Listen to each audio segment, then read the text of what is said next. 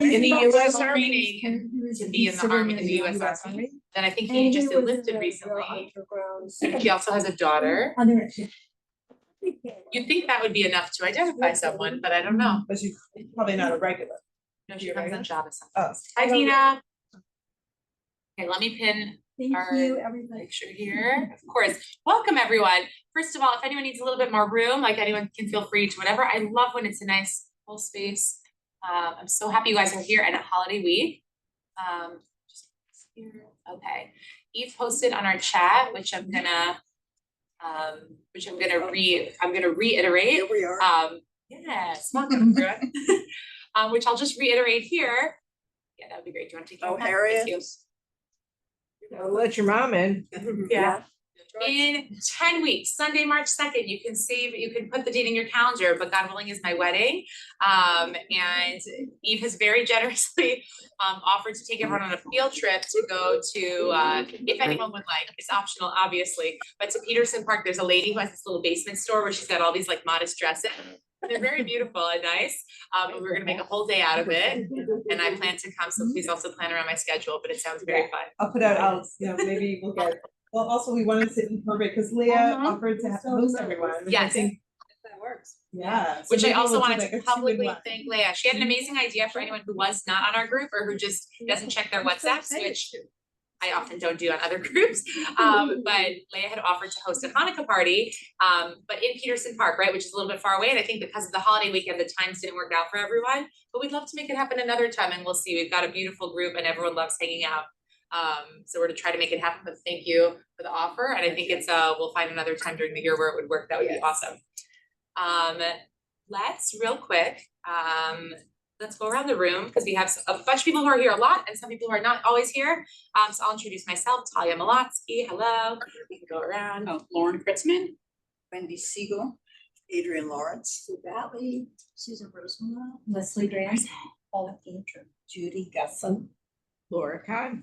Eve Lees, Eileen Guggenheim, Jason Smith, Leah Hoffman, Dina Blumberg. Wonderful, everyone. Welcome. I'm trying to think, you were here last year for Talia. Yeah, and I saw yours talk when you went up the mountain, which I love that. That was such a Up great the mountain story. story, Yes, yes. that's a great story. I love that. Yeah, I've told that story to other people. Wonderful. But I think it's your first time at Strive for Truth. I think everyone else I is think doing it it for is. Strive for Truth. Yes, But my yes, first time. welcome. Yes. The mountain's perfect. Mountain story. Oh, I found God in the mountain. I'll tell you before you. I'll tell you about it. Doesn't have a good segue right now. Okay, so today we're going to be learning about mitzvot of the heart. It's a really, really nice chapter actually today. We're not going to be focusing on the whole thing, but like I always say, what's nice about this class, you don't have to have been here last week to appreciate this week. You don't have to be here next week to appreciate what's here this week. Each chapter is kind of self-contained, and I just like to start the beginning explaining that this is a book, a compilation of Rabbi Dessler's works, a great Torah sage from the 20th century, a little bit different from when we were learning about Tehillim, Psalms, which was very, very ancient, like almost like codified work of the Bible. That's like from many, many thousands of years ago. This has been written and translated in the last 100 years. So this is like modern day works that usually take different Jewish ideas and philosophies and put them into really nice little digestible tidbits. Sorry, what page are we on? Today we're in part 2, and it's page 87. Let me also, we can also share, or if you guys also want to share, that would be great. Okay, so we're not going to read inside quite yet, but I wanted to ask a question first, which is about the title of this, which is the mitzvot of the heart. So as soon as you say the mitzvah, we all kind of know what a mitzvah is, right? If you had to translate it into English, what might you say a mitzvah is? Good deed. Sorry, I'm late. That's happy right here. We have one more coming in. Great. Someone said a good deed. Anyone else have another translation? Good deed is great. Just curious. All right, good deed. I love that. Good deed. A mitzvah is something that we do. It comes from the word tziva, which means commandment. So technically you could call it fulfilling a commandment, but I think most people like to call it that, a good deed, something that connects you. Hi, Wendy. Welcome. We got some for right here. Right. Thank you so much. Oh, no, I'll move. A mitzvah. The pink is so pretty and perfect for the fall and winter. So the question is, as soon as it says the mitzvot of the heart, it makes it sound like there's other kinds of mitzvahs too. We've got mitzvahs that you do with your heart and other kinds of mitzvahs. We got a mitzvah of the mind. I like that. The idea of something, a mitzvah that you might think. I want to talk about two different distinctions of mitzvah. We call them mitzvot of the limbs and mitzvot of the heart. All right, so mitzvah of the limbs, I'm trying to think of some good examples. Anyone else can absolutely call one out. But a couple good examples would be on Passover. Oh yeah, but Well, when you're driving along and there are people on the street who are looking for tzedakah and you give them money, and it isn't, I mean, you feel an obligation, but it isn't necessarily, I don't know, sometimes it's a little, I don't get annoyed, but Why is it? it's not pure. okay, it doesn't feel pure. You might still be giving $1. Right. You might still be giving tzedakah and doing the Right. mitzvah. It doesn't feel necessarily in your heart. It might have a little tinge of they're coming into my space. That's a great distinction of something where it could be a mitzvah of the body. It doesn't have to be in the heart. I love that. That's a great one. We're actually going to come to that when the two meet, right? When you have mitzvahs of the heart and mitzvahs of the limbs. But let's even go back. So tzedakah is a great one, right? Giving charity, you have to physically take out your checkbook. You have to physically take out your credit card. That would be a mitzvah of the limbs, right? It might be that you can do it without actually moving your limbs because you're sitting at a computer. You make a donation, right? You don't have to actually move, but that's a mitzvah that you're doing. You're performing an action. What are some other mitzvahs that you do with your limbs? Exercise. Exercise. That's that. what I came like to that. my mind. There actually is, there's a mitzvah that says that you should take careful heed of your body and soul, that you should take great heed to like And keep a over your mitzvah to body. Teach your children to swim. Teaching your children to swim, that's another mitzvah. I love that. I love that. Sitting in a sukkah on Sukkot, having a Passover Seder, lighting the menorah, physical things that you're physically doing, lighting Shabbat candles, making kiddush, immersing in a mikvah, very physical, your physical limbs, right? What do you say, challah? Making challah, eating challah, making a prayer, right? Making a prayer, Eating anything. eating anything, exactly. Visiting sick people. Visiting sick people is a great example also. You have to physically walk over to someone. It could be a call, but still you're physically doing something with your limbs. You're picking up the phone, you're calling, right? I think we're getting a good sense. Any other ones? A lot of the holidays, right, are very immersive, right? So like even Yom Kippur, it's prayer, but prayer is still of the limbs. You're getting up, you might be, standing up, bowing, saying something, opening up your prayer book. So the question is then, what are some of the mitzvot of the heart? Because that's what we're going to be talking about today. But most of the mitzvot that we're thinking of, doing kindness to others, all those things, those are mitzvahs of the limbs. Caring for the elderly. Well, I was thinking of Allie, who donated a kidney for her mother. That's a mitzvah of the heart, because it's not just that you're giving to someone, but you're taking from yourself. Wow. I love that. In some ways, that's like there's no deeper, right? There's no deeper when you really have to give up something and make a tremendous sacrifice. That's like really coming from the bottom of your heart, right? Caring for a loved one or the elderly. Yeah. And I think there's a lot of these different ones that it falls into like a weird category, right? It's not exactly of the heart. It's not exactly of the body. Technically, if you don't move your body at all, right, you wouldn't be able to do any mitzvah, right? But I think there's an interesting distinction between mitzvahs of the heart. It doesn't mean comes from the heart. There's actually a different distinction here, which is mitzvahs that you have to believe or feel a certain way. All right. And people have a lot of difficulty. A lot of our sages and scholars over the years have tried to understand, how can you command someone to love your neighbor? What if I just don't love my neighbor? My neighbor stinks, right? My neighbor is always leaving out the trash. My neighbor is physically stinky. My neighbor is rude. They have late house parties, right? I hate my neighbor. And they're telling me I'm supposed to love my neighbor. It doesn't have to actually be your next door neighbor, but what am I supposed to do when my heart does not allow me to fulfill a mitzvah that God gave me? Another one is don't feel jealousy. That's one of the 10 commandments. You shouldn't covet what your neighbors have. I don't know about you guys. It's been maybe like 24 hours since I coveted something that someone else had. I mean, we feel it all the time. Something comes up and you feel a sense of like, hey, I want that, right? I want that outfit from Costco. It was really cute. It was really thoughtful. Is that really where that came from? Costco. It's so cute. On sale. I found it On sale. I know. What's on Exactly. sale? Costco's where it's at. But my question Yeah, I is, feel- this idea of the mitzvahs of the heart, I do want to make a distinction, because what Judy said, what Sherry said, beautiful mitzvahs, they come from the bottom of the heart. But those are still limbs, right? I mean, that's physically limbs, right? That's literally a mitzvah of the limb, giving a limb. But the idea of caring for the elderly, the sick, right? That's also, it's physically going and doing something. What about thinking good thoughts of us? Thinking good thoughts. What do they call that? Don Lakoff's food, to have benefit of the doubt. That's another one, right? It's really easy to do Those that people say sometimes. that. And then the same thing could happen with someone else, and it's really hard to do that with other people. It depends. Any other ones that come to mind? Loving Hashem.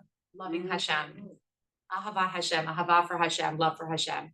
What if I don't love Hashem so much, right? What if he's given me a really rough hand in the last year, in the last 5 years, in the last 10 years, right? What if he's taken away someone that I love? There's so many different things where ahava Hashem can seem really difficult.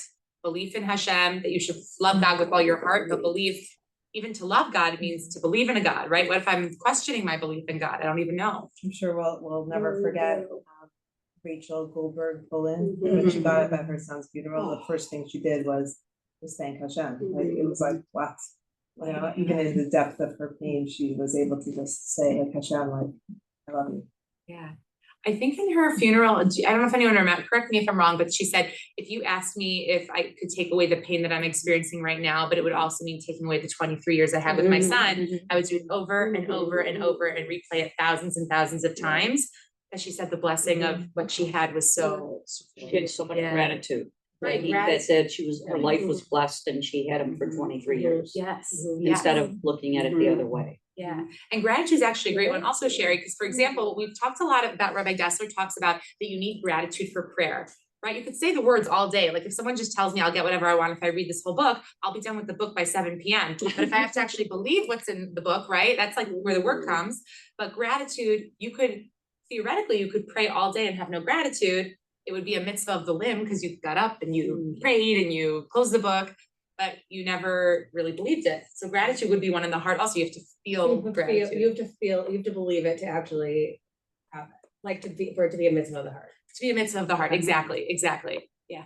There's a prayer, I don't know the exact words. Healed, amen, because I still believe in God and I still believe in the man and his spirit to do good.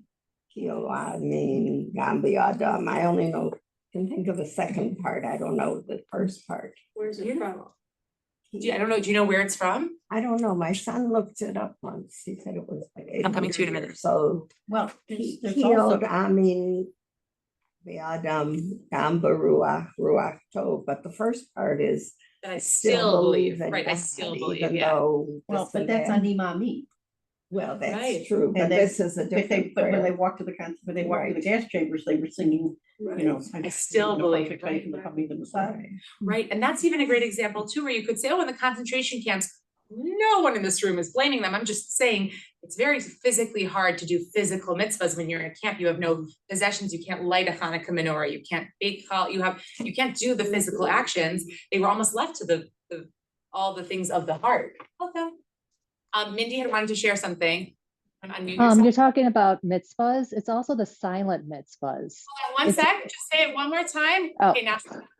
It's also the silent mitzvahs. It's doing it anonymously. You know, it's doing it from the heart, but not giving it a name. Like it's coming from me, but you're doing it, you know, with a no name mitzvah. You know what I'm trying to say? It's like you don't have to do it with, you know, if you're giving money or something, but you're not giving it with a name, or you're donating something to someone, but not coming, like, I don't know if I'm saying it right. no, Anonymously, but also like limbs, like opening the door for someone, you know, that's also a mitzvah. You're helping someone else out or carrying their groceries to their car.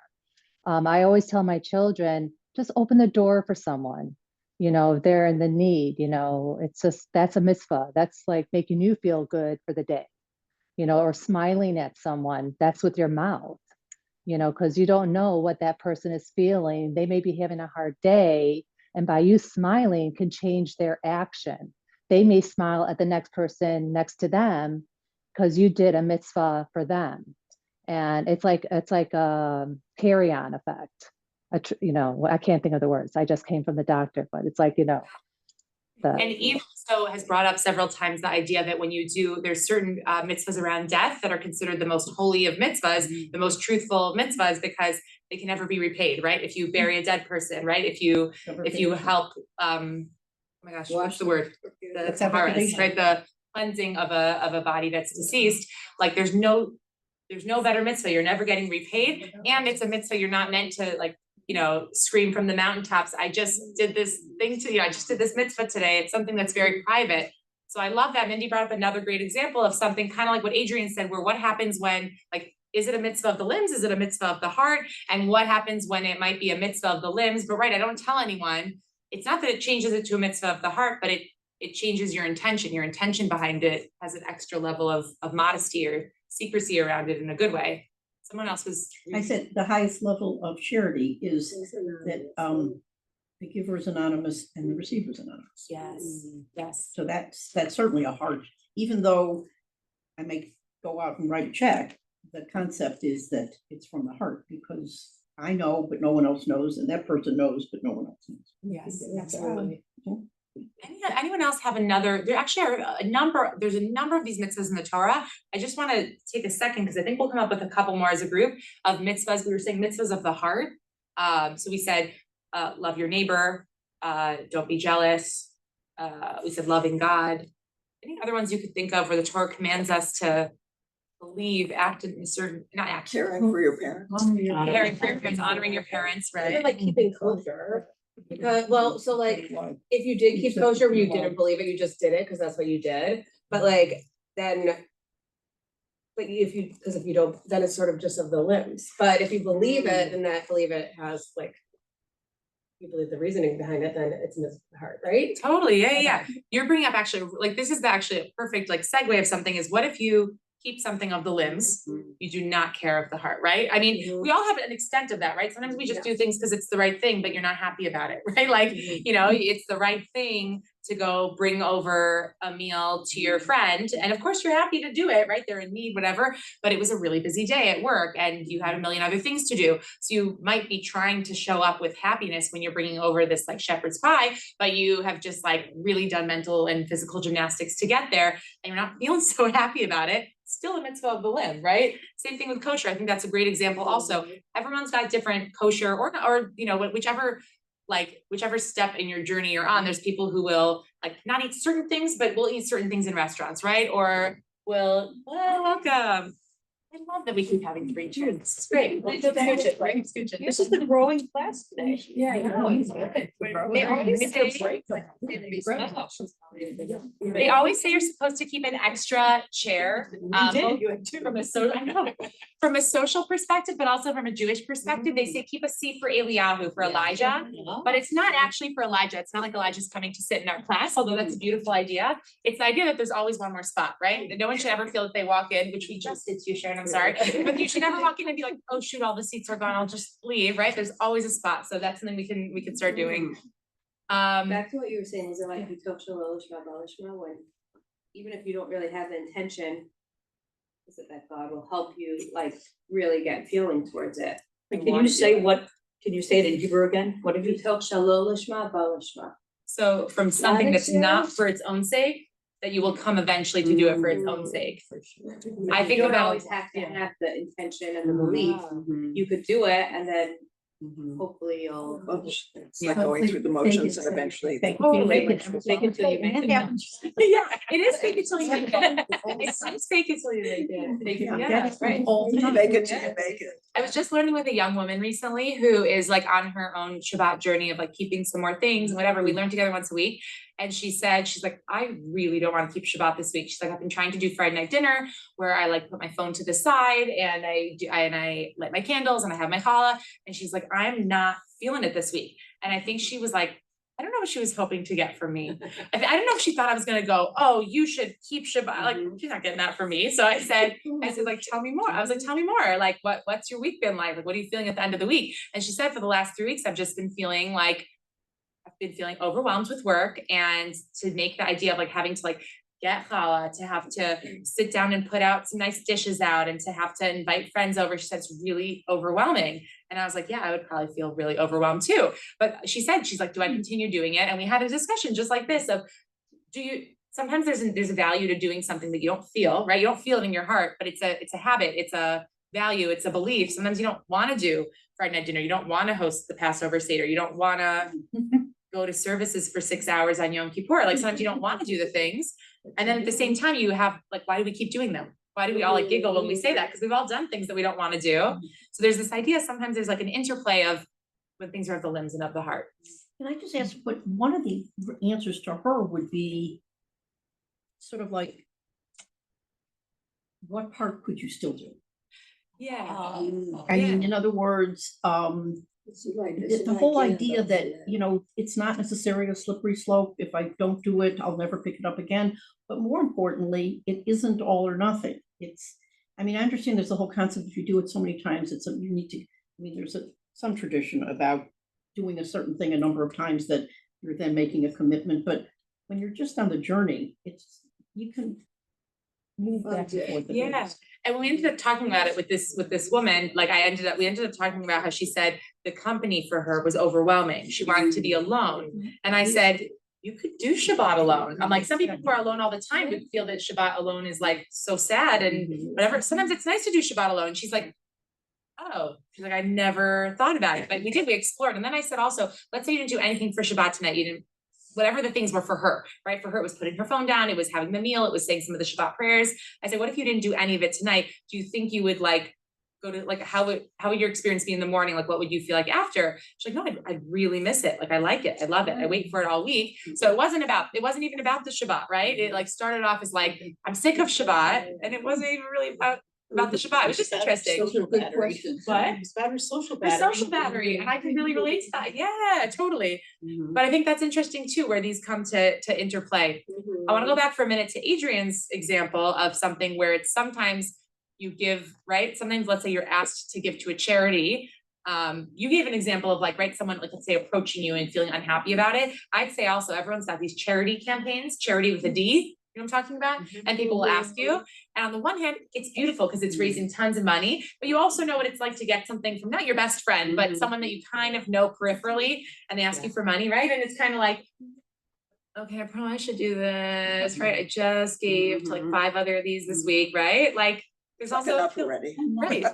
Right. And the question is like, do I give, do I not? That's not what we're answering today. That depends on so many different factors, right, in your life. But the feeling of, is this really giving tzedakah when I'm giving it? And I'm like rolling my eyes as I press pay now. Like, is that a mitzvah? I don't know. What do you guys think? Is that a mitzvah? I think it's still, I think it's still a mitzvah. Why? Absolutely. because you don't have to do it, but you're doing it because it feels good to do it. Yeah. Or It's still the right- good deed. The it's good the deed right is still thing to been do. done, right? Mitzvah because you know the organization you're giving to probably really needs it to continue. Yeah. Yeah. And I'd also say like, I like to sometimes give examples with children because I think it's helpful. But like when you're first teaching kids to want to do things, we incentivize them with prizes, with candy, with chocolate, with stickers, whatever the things are. And sometimes they'll do them, but right, they'll like whatever the thing is, let's say it's writing a note to let's say it's writing like thank you cards after their birthday party, right? That's something and like you're incentivizing them and they write it and right? I'm talking about an older kid, maybe 8, 9, 10, right? Like, but like, okay, I'm like banging it down and like running out of the room. Oh, it's the worst day ever, right? Like, and you're doing it, but you would never say like, you didn't write the thank you. They wrote the thank you note, right? Like they did the thing and they probably knew it was a good thing to do, you know, and you gave them some praise and whatever the incentive was, it's still doing it, right? It's still doing it. But I would add Leia's point, which I think is beautiful. There's always something, you could do it a little bit more with a smile. And that's something that we're always works in progress. I don't think it takes away that it was still a mitzvah of the limbs. It was still a mitzvah of the limbs. So I want to read a little bit today. And again, or listen, you can sit back and listen if you like. You can read here. We're gonna go to page 87. We're gonna read 2 little excerpts today. Let's see, we're gonna start with the beginning. And again, anyone can listen or look down with the person next to you. You should have already had your book open, Eileen. You knew. My book closed. I take it back. We love the sound of your voice. You should be recording. It's so soothing, I think. Yes, It is. I'm serious. Look on tape. The essential content of all mitzvot is that part of the mitzvah that is done in the heart. The essential part of practical mitzvot is the intention with which they are done. The distinction between the obligation of the heart and the obligation of the limbs is valid only because there are some mitzvot of the heart which are not expressed in particular. specified modes of action, but can be given expression in various ways. The essence of all mitzvot is the residue they leave in the heart of the doer. But it is equally true that every mitzvah of the heart must be realized by some appropriate form of action. Great, let's pause there for 1 second. Thank you. I'm gonna ask you to continue in a second. So it says here, everything, some mitzvot of the heart can't be expressed in particular specified modes of action, but they can be given expression in various ways. This is kind of fancier English for what he's trying to say, but there's some mitzvahs that only exist in the heart and they don't have something that shows, for example, if I'm not coveting someone else, right? Theoretically, if in this exact second, none of us is thinking about something that we're coveting, we're all doing a mitzvah, right? This exact second, but you wouldn't see it. It doesn't look like I built a brick in front of me, right? You wouldn't see it as I have a little angel halo over my head. There's nothing that's expressed, but apparently what Rabbi Dessler is saying here, the essence of all mitzvahs is the residue they leave in the heart of the doer. I really like that idea, like little residue. I think of like coffee grinds and like like grounds in a cup, but really it's the idea of residue they leave in the heart after your mitzvah. But it's equally true that every mitzvah must be realized by some appropriate form of action. This is different from what we said. We said even mitzvahs of the heart do come out in our actions in some way. We're going to see some way where even those deepest mitzvahs of our heart affect our actions. So too, the essence of all sin is in the heart. Although it has been said that God does not punish one for a bad thought, this means only that he does not punish a thought to the same extent as an action. But a sinful thought is still a sin. The sin in our heart is the bad midah, which is the source of action. That means a virtue, like a bad virtue. Our sages were well aware that the service of the Almighty takes place above all in the heart. They said, thoughts of a sin are worse than the sin itself. They also told us of the Amora Rav Safra, who is said to have fulfilled the verse, he who speaks truth in his heart, because he took a lower price from a non-Jew and refused a higher price offered subsequently by the same person, because he had mentally accepted the lower price when he first heard it. It is difficult to see what untruth could have been involved in this case, since Rav Safra had made no promise to the non-Jew. It is simply that Rav Safra wanted to do justice to the thought in his mind, since he had mentally agreed to the lower price. He felt he would be false to his own heart were he to take a higher amount. Thank you. I don't. Okay. Does anyone want to read? I absolutely, yes. Before the comment on it, let's just explain it. Does anyone want to say what Rabbi Safra decided to do? Anyone want to explain it? Or I can also. He knew his first, Was to he take did a a lower mitzvah, he price. thought of the right thing to do. Mhm. Another opportunity may have come his way. And he said, no, I've already thought of it the right way and I'm gonna follow that through. But by the same person. It's within the same person, right? It's within the same. So why would Yeah. someone up their price after they offer? Right. He A might lower have price. hesitated a second Oh. before saying, sure, I'll sell it to you at the lower price. Because he Yeah. was just thinking. He was just thinking.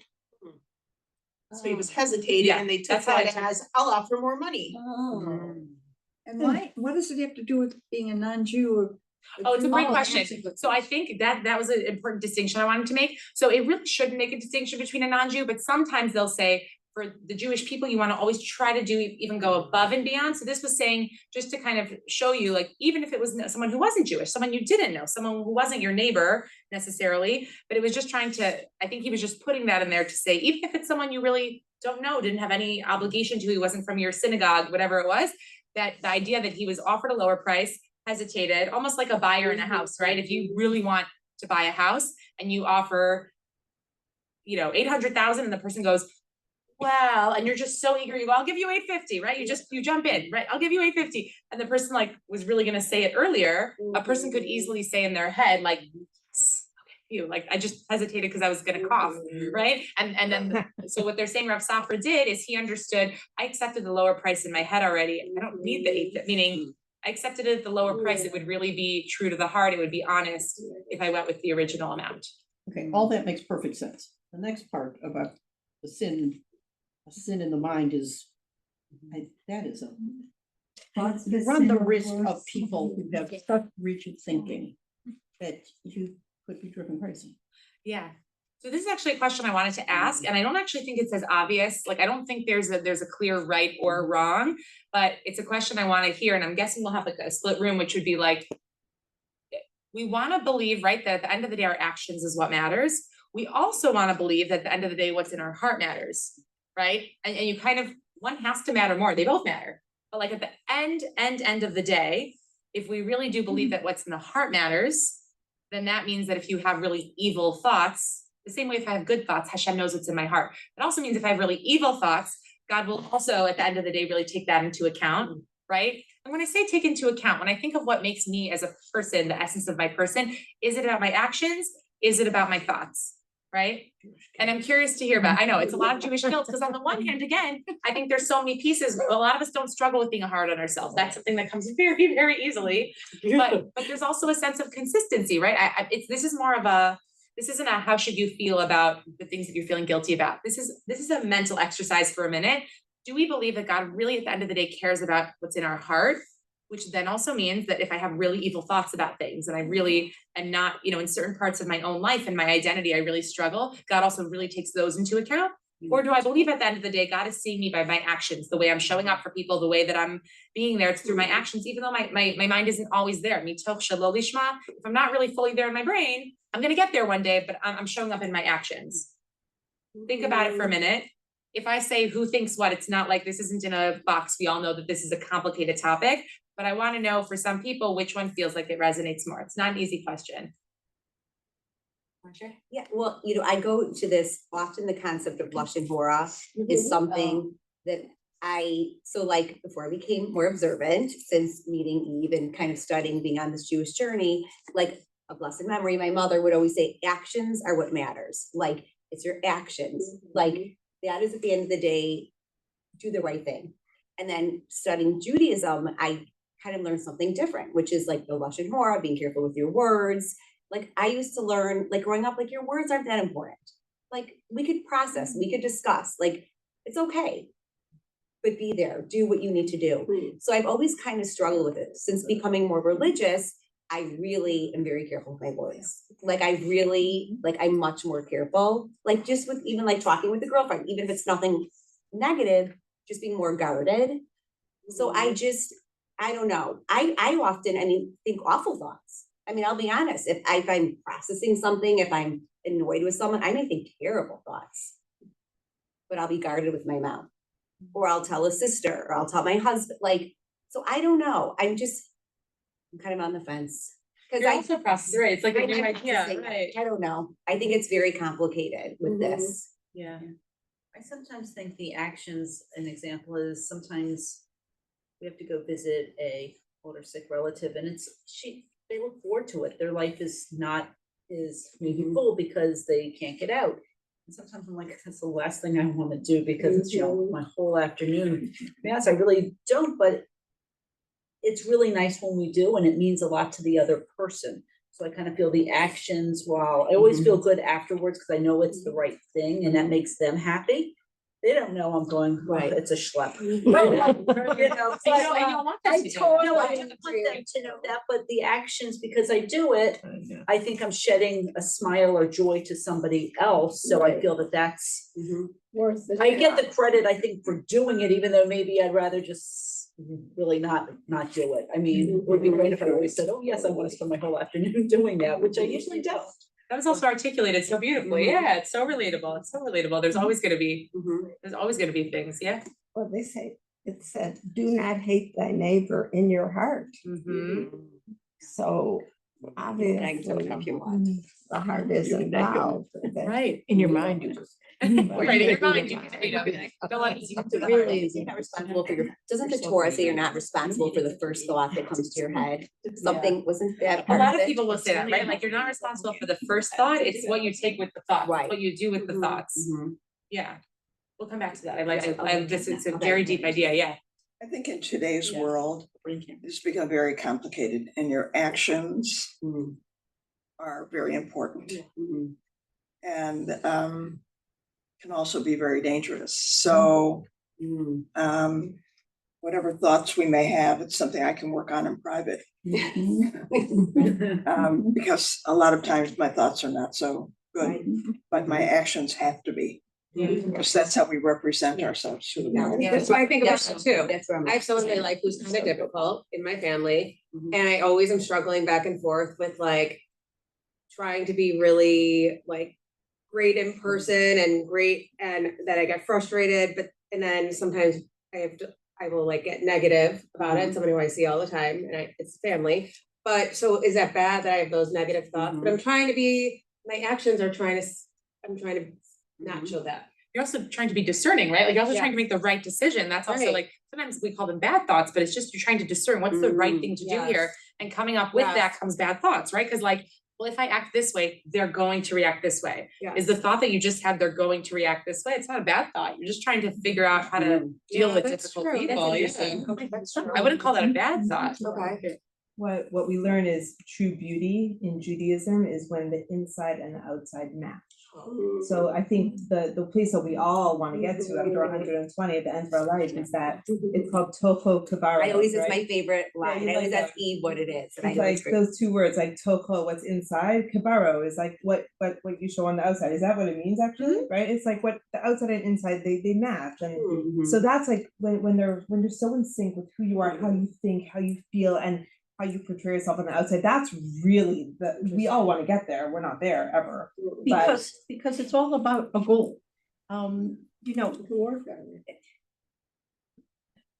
our goals are to be like our forefathers and our foremothers, but it's a goal. And so the more we work on having our insides match our outside, or outsides match our insides, but we're all gonna have thoughts. We're all going to, it's again, whether it's do you act on that thought, or do you stop yourself and say, it's a thought, I can have that, but I don't have to let that other person know, or I don't have to act that way.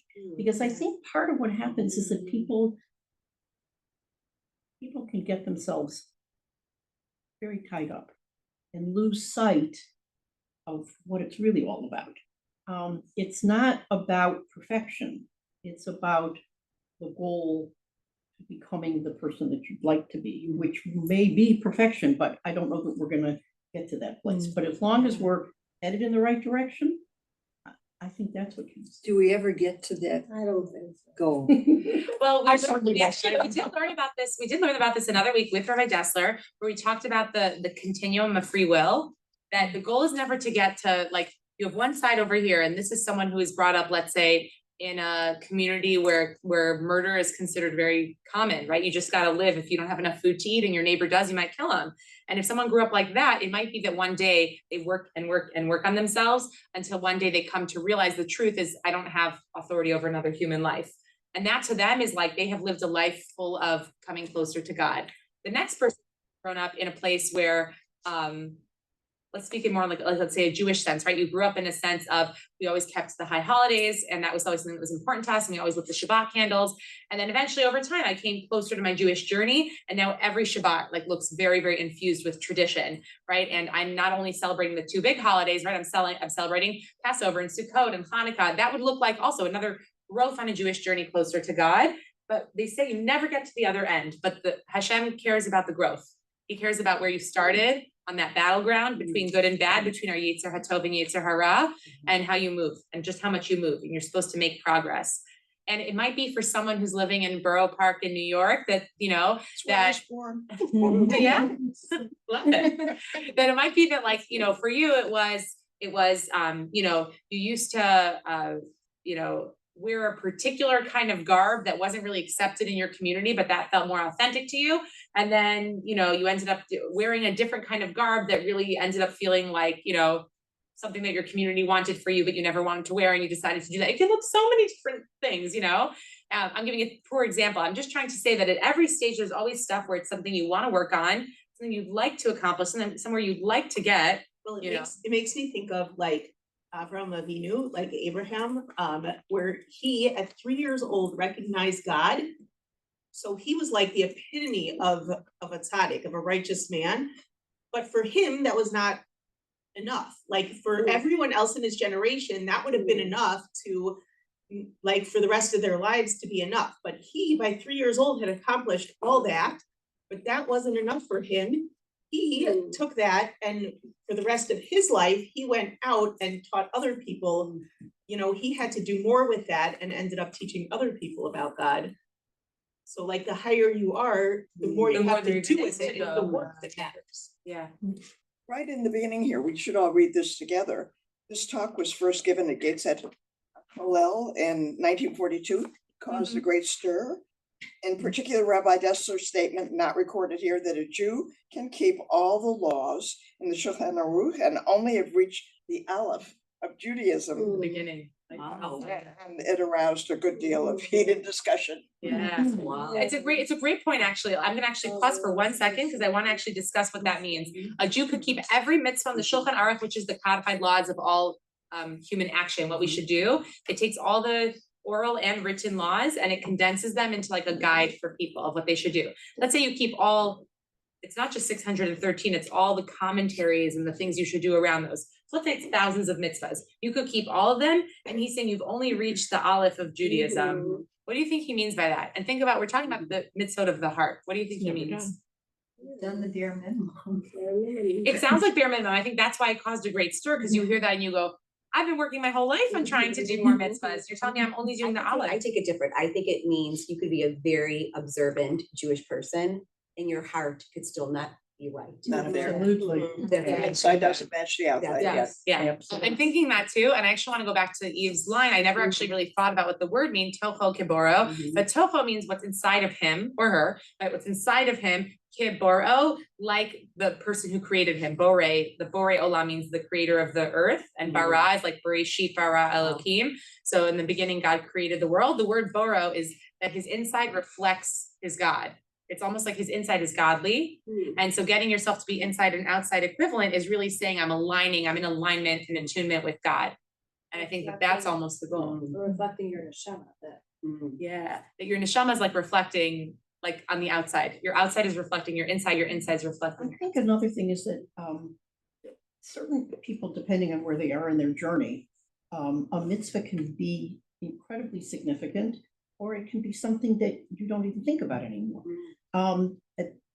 Keeping kosher, there are people in this room that it's just not an issue anymore, and there are people that struggle with it every day. And that is the whole continuum of probably all of the mitzvahs, is that what's the challenge for you is the challenge for you.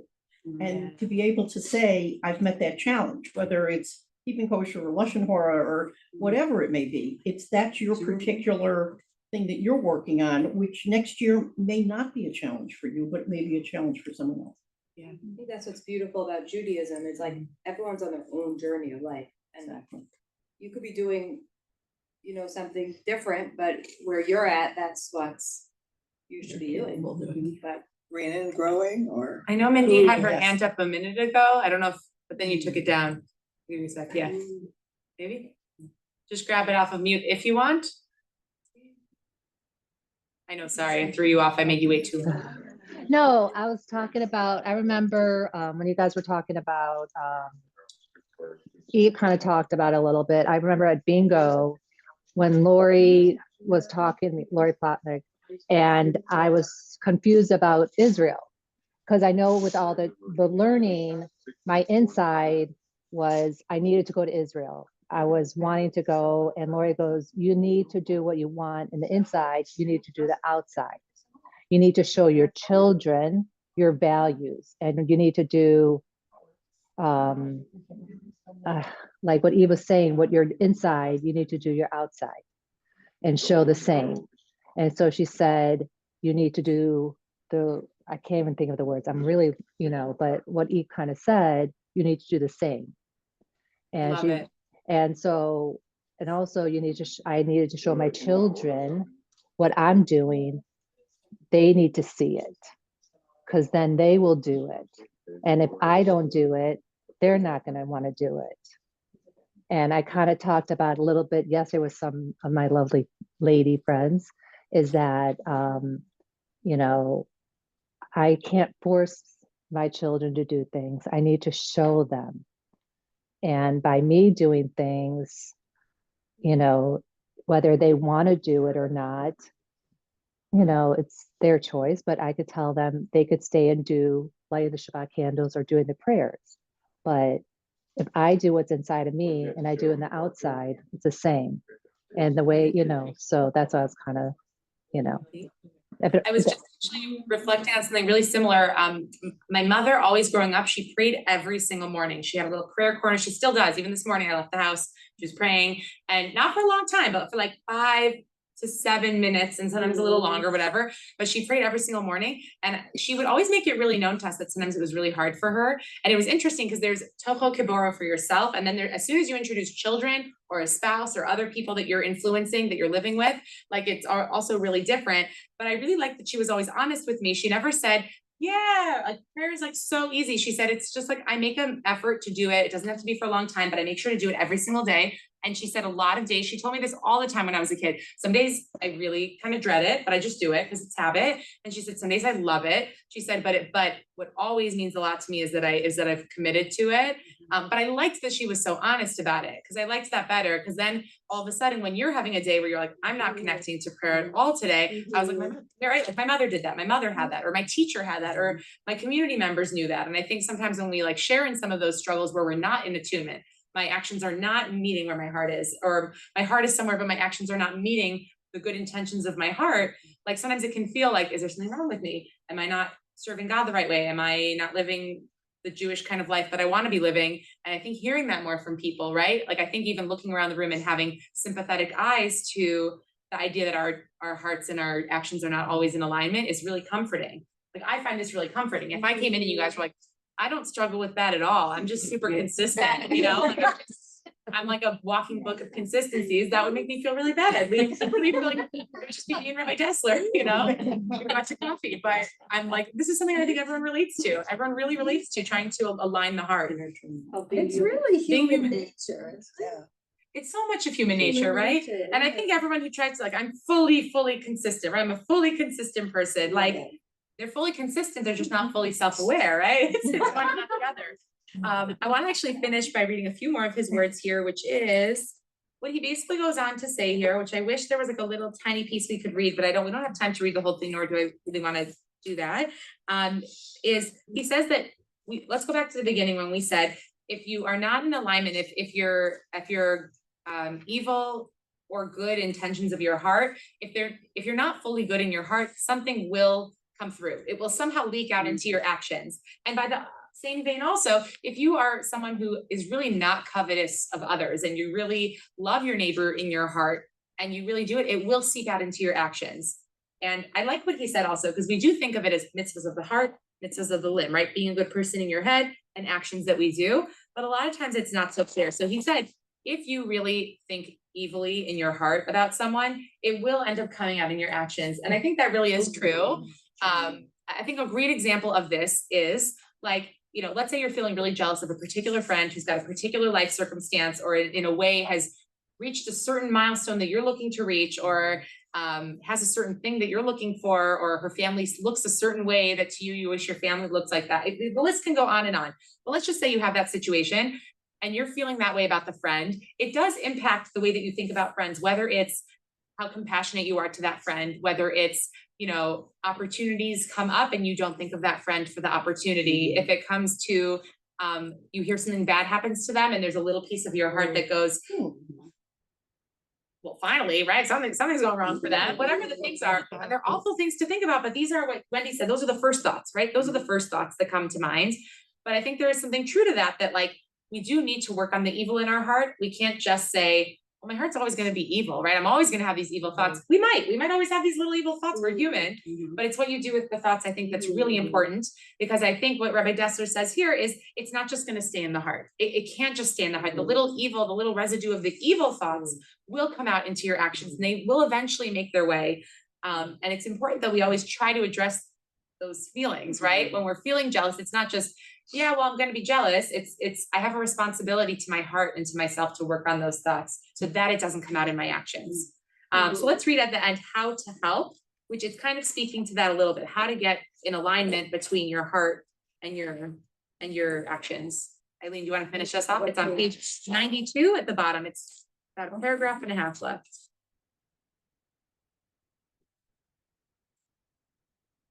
How to help.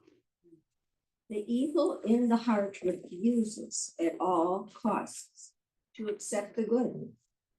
That is why one with evil in his heart does not accept reproof. The point of evil is his heart rejects it. That is why no one in this generation is willing to accept reproof. Sin in the heart, wrong ideas, do not allow a person to recognize the wholesome, true tendencies in his own heart. It is therefore futile to try and help such a person by rebuke.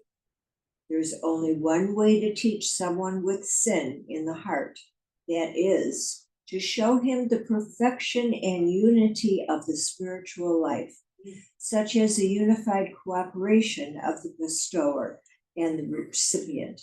This can be seen in a family with the delicate and lively interaction of husband, wife, and children, or in a yeshiva, with the many-faceted relationship between Rav and Talmidim.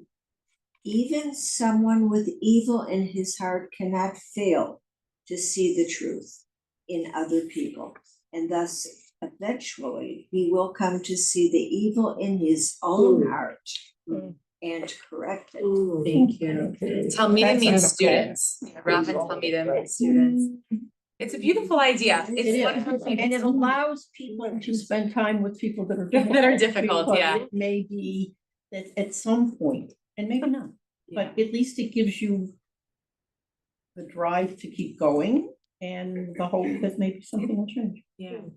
Two things I wanted to mention. So one is Mindy mentioned something really important about modeling to kids or modeling to people you love about the way that you feel like to do things. And I think there's a lot of beauty in that, which is that this is almost saying you can't just rebuke someone who has like evilness in their heart or is doing something or so stuck in their ways, but you can model, here's my life that's really happy, right? I live a really happy life with these values and you're welcome to come join in those, right? And this is my beautiful life, and happiness seeps through. When we see someone who's happy, we're attracted to them and we want what they have, right? It's a beautiful coveting. It's a good kind of coveting, right? Like they seem so happy, like I want to be happy like them. That kind of coveting is allowed in the Torah. But I also want to share something I saw the other day. There's a female doctor, she has a doctorate and she studies narcissists. Someone's gonna know her because she comes up on Instagram all the time, maybe just on my feed, but she studies narcissism, and it talks about how do you, when you're raising children or grandchildren or people around you, how do you make sure, what's the best way to almost like avoid raising people that are narcissistic or to avoid, like perpetuating those kind of habits. And the answer that she gave was so unexpected, but I think it relates really nicely to this. And she said the word that she would use is attunement. And she said, what we really want at the end of the day is to know that our needs are being met. And often people who tend to have narcissistic capacities will typically have someone whose needs were not met as a child or as a teen. Their needs were not met. They were not given enough attention. And she said, it's ironic. You think by teaching them, it's not all about them, right? It's not all about you. That's how you fix someone who has certain tendencies, but it's not really that. She said the best example of a couple that's attuned to one another is, one spouse is on their computer and they're in the middle of doing really important or not very important things. And the other spouse is looking out the window and says, wow, there's a beautiful bird outside. And what you might say is, cool. Or you might just ignore them, right? And really what attunement would be either, wait, give me 1 second. I'd love to come see, let me just finish this email, or getting up and actually coming across the room, looking out the window and saying, wow, that really is a beautiful bird, right?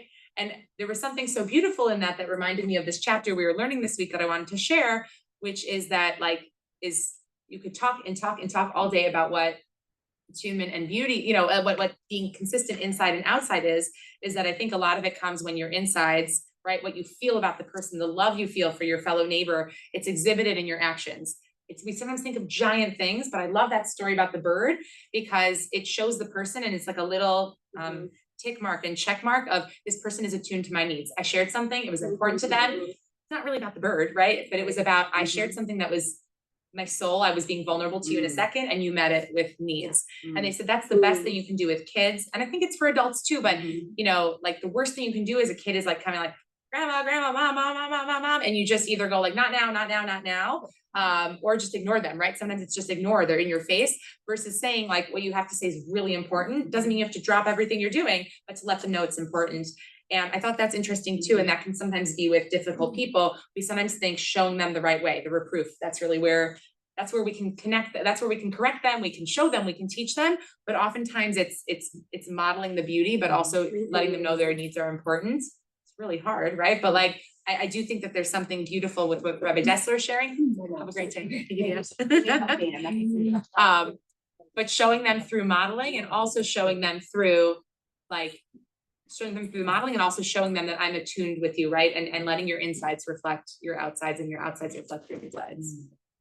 No, I was saying goodbye to Dana, but no, you're gonna be a great mom. Yeah. In my heart, I'm a great mom already. You've got way more knowledge about being a mom than I ever did when I. Thank you. Thank you guys. Oh my goodness. Yeah, thank you guys so much for being here. This is a great chapter. I really like this a lot. Special thanks to Harriet, to Tina. Thank you for being here. Thank you, great class. Way to end the year. Can't wait to go shopping. Let's take a picture. Let's do it. Guys, let's take a group picture. We're ending so strong, ending 2024. Let's do it. We're gonna have, actually, let's go over here. Oh, wait, I want to be in the picture. Oh, Your insides or outside? they're massive. Well, we're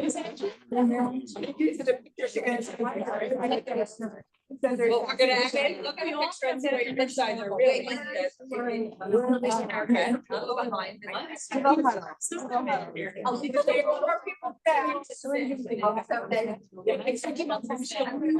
guys. Don't you want to be here in person with us? I know. You should take the picture on the Zoom side. I'm not moving it around at this point. Okay, you ready, buddy? Hold on. Okay, we're gonna do a little switcheroo. Lovely. Okay. You have to get your shoes. Remember one, but you're not in. Okay. I feel so studious with my butt. Jerry got us. Are we all here? We're adorable, I'm guys. gonna. You can do a panorama. Can you do one where you can also see Zoom? Can you also, oh yeah. Okay, I'll get one like this. Okay. Eve, can you also take one of the, wait, do that? Yeah, But yeah. Zoom, yeah, literally go like that, literally go like that. Nancy and Harry, you're in it. Give a smile. Okay. Love it. That was great. perfect. That doesn't really do much. That's so cool. Look at that. That's so neat. So good. It's everywhere. This picture. Thank you. We have to pick a date to go shopping. I know, we have to, I know. I gotta get it on the calendar. We All right. all need a dress for the wedding.